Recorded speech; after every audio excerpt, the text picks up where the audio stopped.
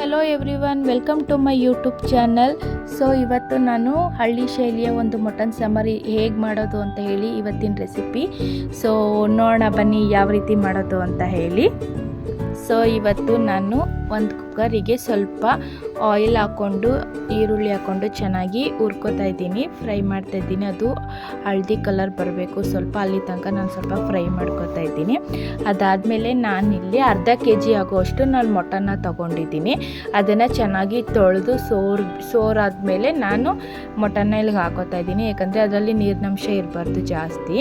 ಅದಾದಮೇಲೆ ನಾನು ಮಟನ್ನ ಹಾಕ್ಕೊಂಡು ಚೆನ್ನಾಗಿ ಫ್ರೈ ಮಾಡ್ಕೊತಾ ಇದ್ದೀನಿ. ಚೆನ್ನಾಗಿ ಬೇಯಬೇಕು, ಅದು ಸುಣ್ಣಬೇಕು, ನೀರಿನಂಶ ಎಲ್ಲ ಬಿಡಬೇಕು. ಅದಾದಮೇಲೆ ಸ್ವಲ್ಪ ನಾನು ಅರಿಶಿನ ಮತ್ತು ಉಪ್ಪನ್ನ ಹಾಕ್ಕೊಂಡು ಚೆನ್ನಾಗಿ ಫ್ರೈ ಮಾಡ್ಕೊತಾ ಇದ್ದೀನಿ. ಅದು ಚೆನ್ನಾಗಿ ಫ್ರೈ ಆಗಬೇಕು. ಫ್ರೈ ಆದಮೇಲೆ ನೀರಿನ ಅಂಶ ಎಲ್ಲ ಮಟನ್ಗೆ ಹಿಡಿಬೇಕು. ಅದಾದಮೇಲೆ ಸ್ವಲ್ಪ ನಾನು ಪುದೀನ ಸೊಪ್ಪು, ಕೊತ್ತಂಬರಿ ಸೊಪ್ಪು ಲೈಟಾಗಿ ತೊಗೊಂಡಿದ್ದೀನಿ. ಪುದೀನ ಸೊಪ್ಪು ಯಾಕಂದರೆ ಅದನ್ನೇ ಹಾಕೋದ್ರಿಂದ ಜಾಸ್ತಿ ಫ್ಲೇವರ್ ಅದೇ ಬರುತ್ತೆ ಅಂತ ಹೇಳಿ ಸ್ವಲ್ಪ ತೊಗೊಂಡಿದ್ದೀನಿ. ಅದಾದಮೇಲೆ ಸ್ವಲ್ಪ ನೀರನ್ನು ಹಾಕ್ಕೊಳ್ಳಿ, ಮಟನ್ ಕೂಗಿಸೋ ಅಷ್ಟು. ಅದಾದಮೇಲೆ ಒಂದು 2-3 ವಿಷಲ್ನ ಕೂಗಿಸ್ಕೊಳ್ಳಿ, ಚೆನ್ನಾಗಿ ಬೆಂದಿರುತ್ತೆ. ಬೆಂದಾದಮೇಲೆ ನಾನು ಮಸಾಲೆಗೆ ರೆಡಿ ಮಾಡ್ಕೊತಾ ಇದ್ದೀನಿ. ಒಂದು ಕಡಾಯಿಗೆ ಸ್ವಲ್ಪ ಎಣ್ಣೆ ಹಾಕಿ ಸ್ವಲ್ಪ ಈರುಳ್ಳಿ ಹಾಕ್ಕೊಂಡು ಚೆನ್ನಾಗಿ ಫ್ರೈ ಮಾಡ್ಕೊತಾ ಇದ್ದೀನಿ. ದಪ್ಪ ಈರುಳ್ಳಿ 2 ತೊಗೊಂಡಿದ್ದೀನಿ.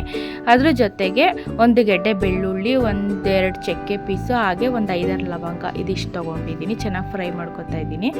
ಹಾಗೆ ಶುಂಠಿ ಸ್ವಲ್ಪ 1 ಇಂಚಷ್ಟು ಶುಂಠಿ ತೊಗೊಂಡಿದ್ದೀನಿ.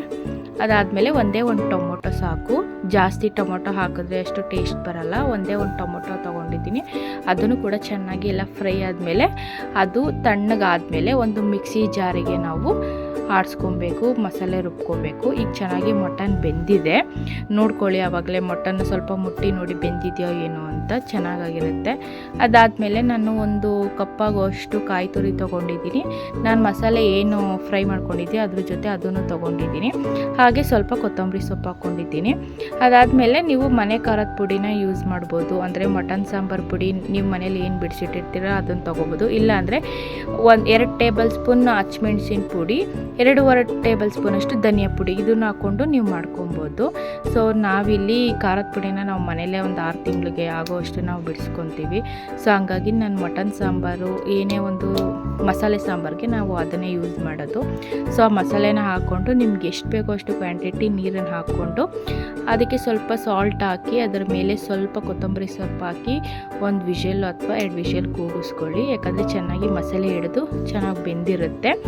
ಸೊ ಇವಾಗ ಮಟನ್ ಸಾಂಬಾರು ರೆಡಿ ಆಗಿದೆ.